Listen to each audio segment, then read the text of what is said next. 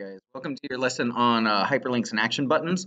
And this is going to be a pretty quick, easy assignment. And this kind of bounces off where we left off in the last assignment with history of the internet, because we left off by hyperlinking shapes, excuse me, in that assignment. So let's start off by going to Google Classroom here and go ahead and grab your link for hyperlinks and action buttons. When you click on the link for hyperlinks and action buttons, you're going to notice that there's two videos. There's one for hyperlinks and there's one for action buttons. And then your assignment directions are right here in the middle. So if you haven't already, excuse me, pause me right now and go ahead and watch this video about hyperlinks, all right? And then when you're back, go ahead and click on your directions here. We're going to start off by opening up the practice presentation, all right? So this is another presentation that's going to be halfway completed. So when we crack this thing open here, we should already have some slides that we're just going to edit. All right, and you can see on the left-hand side, click Enable Editing here. There we go. On the left-hand side, we have 9, 10, 11, we have 12 slides, it looks like. All right, and you can see we have some SmartArt going on here. We have some pictures going on here. So lots of opportunities for us to use picture effects and all kinds of stuff with hyperlinks. All right, so let's go ahead and look at what we have to do here for our directions. On slide 2, it says select the accomplishments shape and create a link to slide 5. All right, so if you look, here's accomplishments, right? This little shape right here. And if I right click on it, I can actually go to hyperlink and I can hyperlink to something called a place in this document. All right, and when you hyperlink to a place in this document, what you want to do is just basically hyperlink the section called accomplishments to the actual accomplishments slide. All right, so when I click on that word accomplishments, it jumps me to accomplishments. All right, you can always test out your presentation by playing the slide and go ahead and click on accomplishments and see if it actually does take you there. All right, so we're good to go for slide 2. It's just a simple right click. All right, on slide 2, add hyperlinks to the remaining shapes. They should all link to their slides within the presentation. Make sure you test this out when you're done. All right, so I kind of saw this coming. Everything else, we're just going to go ahead and right click and hyperlink it to its actual slide. So the About Work slide, excuse me, About Ad Work slide is going to be linked to slide 4. Boom. The Organization slide, hyperlink it to the Organization tab. All right, and go ahead and finish up doing that real quick. On slide 11, it says select the text tax forms and create a hyperlink to irs.gov. All right, so let's find slide 11 over here. Right here, the text tax forms right here, and it wants us to hyperlink it. So I'm just going to literally right click on it and say hyperlink, and I'm going to go to existing file or web page, and it says it wants us to go to right here. I'm just going to copy and paste it. Why not? irs.gov. No, don't go there. If I can. Watch, I'm spending more time just because I'm lazy. There. Paste. Boom.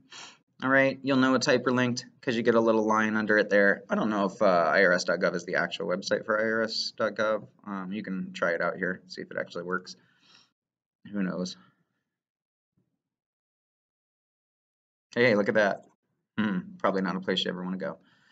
All right, let's see. On slide 12, remove the hyperlink from the text usa.gov retirement resources. When you're finished, test the hyperlinks that you've created. All right, so on slide 12, we have a hyperlink. We need to remove it. Yeah, I see it. Select it, right click on it, and then you'll see that because it's already a hyperlink, we have the option of editing the hyperlink. And just go ahead and delete it. Boom, done. Remove link. Okay. All right, let's see. Open the slide master view. Scroll into the front of the bottom right corner, insert action button information. Okay, so here, what we're going to do is we're going to insert an action button called the information action button, and we're going to link it to the last slide in the presentation. All right, and action buttons are shapes. All right, so what this means is that because we're using the master view, it's going to go onto every single slide. So we're going to go to the view tab. We're going to open up slide masters. And this is a good little review. We're going to go up here to the master title slide, which is the biggest slide. And we're actually going to say insert shape. And all the way down here at the bottom of your shapes, you're going to see action buttons. And we have a specific one called information. All right. That's custom help, sound, document. Where's my information? There it is, right there. Boom. All right, and it says it wants us to click and drag it in the bottom left, in the left navigation pane, bottom right-hand corner of the slide. All right, so somewhere over here. I'm going to click and draw an information button. All right, and then notice how you can actually hyperlink to, and we want to say last slide in the presentation. All right, and I believe that's what it says. And the button, insert action button information, link the action button to the last slide. Change the shape style of your action button to one of the green styles. So we're done with the hyperlink. Let's go ahead and change the shape style to one of the green styles. I don't really have green, I have teal, which is fine. I'm going to use this one down here. Boom. I'm going to scooch it over a little bit here. Drop it, and when you're done, go to your Slide Master tab, close out your Slide Masters, all right? And you'll see that on every slide now, you can't really see it in this one because it's covered up by our SmartArt, but on every slide we now have an information action button that if we click it, not this one, look, why don't we have it on this one? Because this is a title slide layout. Yeah, this is a title slide layout. And so is this one, all right? All right. On slide 11, convert the SmartArt to text. All right, so on slide 11, this is important. Convert the SmartArt to text. When you click on the SmartArt, you're going to notice that under the Design tab here, all the way to the right, you have an option of converting it back to text. And remember, when you convert SmartArt to text, all you're really doing is you're converting it back to this bulleted list that it originally started from. So I'm going to say convert to text, and that's kind of what we get right there. All right, notice it's still hyperlinked. All right, so you got to click on your SmartArt, and under SmartArt tools, you'll see convert to text. All right. On slide 9, convert the bulleted list to a continuous block process SmartArt graphic. All right, so on slide 9, here we have a bulleted list here, and if you click on the bulleted list, you're going to notice that under the Home tab, we have something here that says Convert to SmartArt. All right, and the easiest thing to do is just come down here and say More SmartArt Graphics. So you can literally go over here and say List, and it says what kind of list? Continuous block process SmartArt graphic. Oh, so it's a process. Continuous block process. I don't know which one it is. Picture, step down, accent, continuous arrow, chevron, close chevron. All right, so this is the most frustrating thing in the whole world. But if you hover over this one, you'll see that this is actually continuous block process. Although it's not giving me my screen tips now, this is your continuous block process right here. Boom. Okay. Oh, look what I did. Here, let me undo that real quick. Hang on just a second here.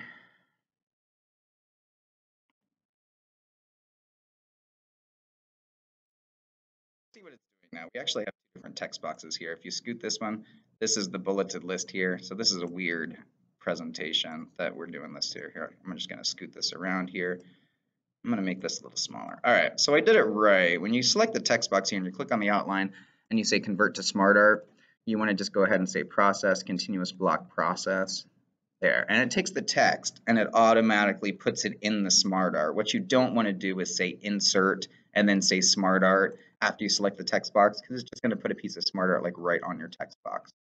All right, and let's see what else we got to do here. On slide 7, add the text Be Fabulous to the multi-level list under Sales. Okay, so on slide 7, under Sales, open up your bulleted list in the SmartArt, add the text Be Fabulous, which means we're going to press Enter, Tab, Be Fabulous,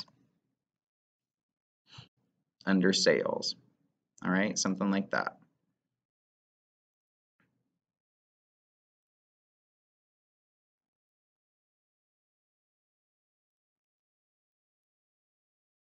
No.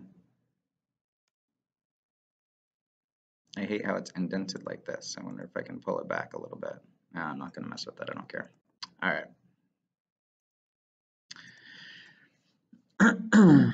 On slide 7, change the fill color of the satisfied client sheet to orange accent free lighter 40%.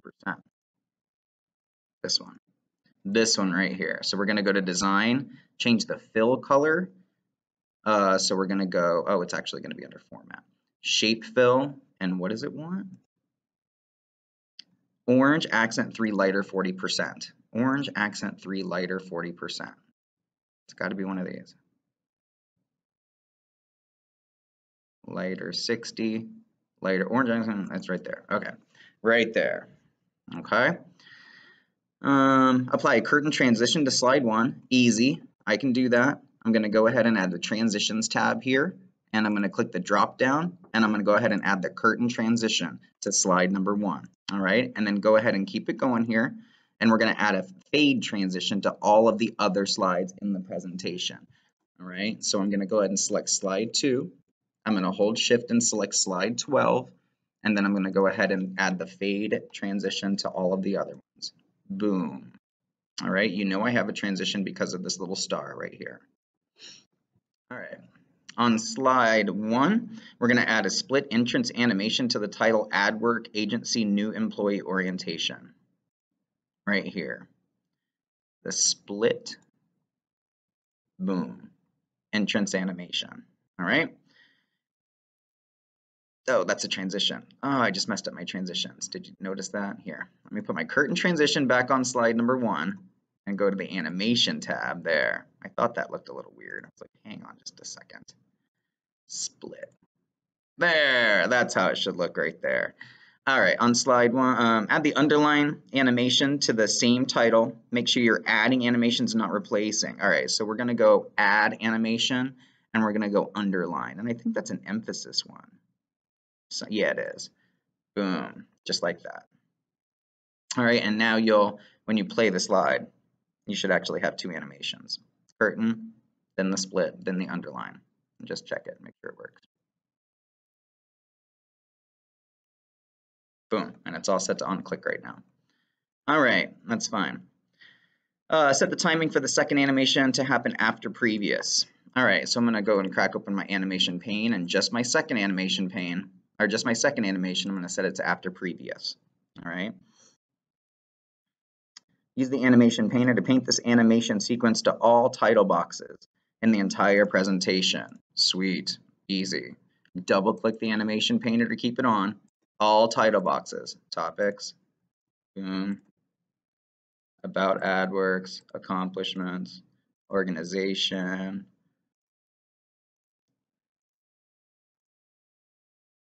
boom, boom, boom, boom. All right, and I'm done with that.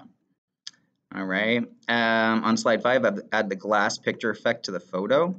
Slide 5. Here's my picture. Oh, look, I just animated it. Remember to turn off your animation painter. Let me go ahead and take this out of here. All right. When you're done with your animation painter, you got to come up here and turn it off with 1 click. All right. So picture format, we want to go ahead and say what kind of artistic effect? Glass picture effect. The glass picture effect. It's an artistic effect. I'm assuming it's going to look like glass. Mosaic bubbles, film grain, cement, photocopy. Wow. Is this glass up here? Doesn't look like glass at all. On slide 5, add the metal rounded rectangle picture style. All right, so metal rounded rectangle picture style. I think it's this one. Metal rounded rectangle picture style. All right, and that's it, guys. Once you're done with all that, it's an easy assignment. Go ahead and save it and turn it in. That's it.